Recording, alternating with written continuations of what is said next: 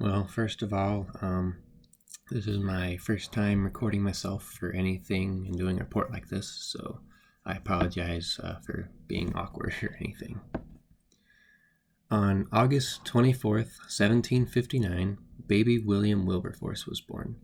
Despite growing up sickly with poor eyesight and health issues, he would still be used by God to help fight the slave trade. After a relatively uneventful childhood, he joined Cambridge in 1776. Having recently inherited a comfortable fortune from family, William never really had to apply himself during school. So instead, he spent most of his nights playing cards, drinking, and just generally being the fun guy on campus.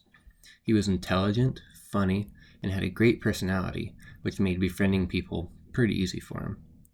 Among the people he met, the person he grew closest with was future Prime Minister William Pitt. The two grew to be great friends, and towards the end of his schooling, Wilberforce was convinced to try his hand at politics by Pitt.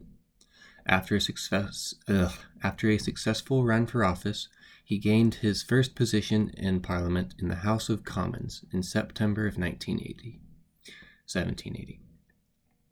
Since he had no need of financial help, William decided not to align himself with any of the political parties, instead remaining an independent man, which allowed him to vote on things according to his conscience rather than by what the different parties wanted. As is the case with many politicians, Wilberforce was a great speaker and able to sway people's opinions on a few important subjects.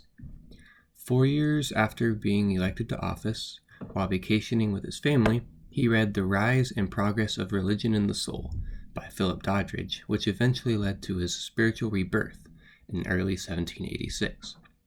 Deciding that his previous lifestyle was unfit for a Christian, Wilberforce gave up alcohol and gambling, among other social activities deemed too worldly. In 1786, a letter from Sir Charles Middleton brought the issue of slavery and the slave trade to William's attention.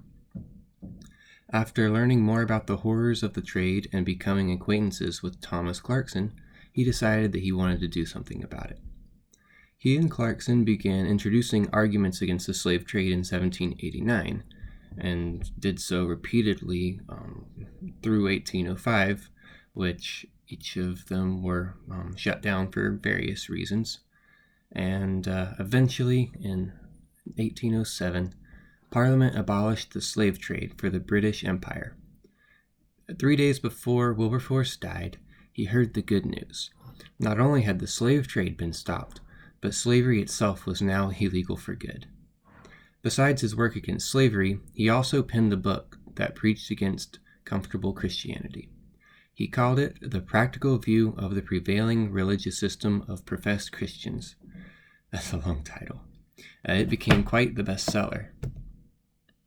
And despite all of his physical shortcomings, his struggling with being sick, pretty badly sick actually, and bad eyesight to the point where he couldn't read or write sometimes, God was really able to use him to do good things for people by stopping the slave trade and also by helping increase the public's view of Christians and public in general.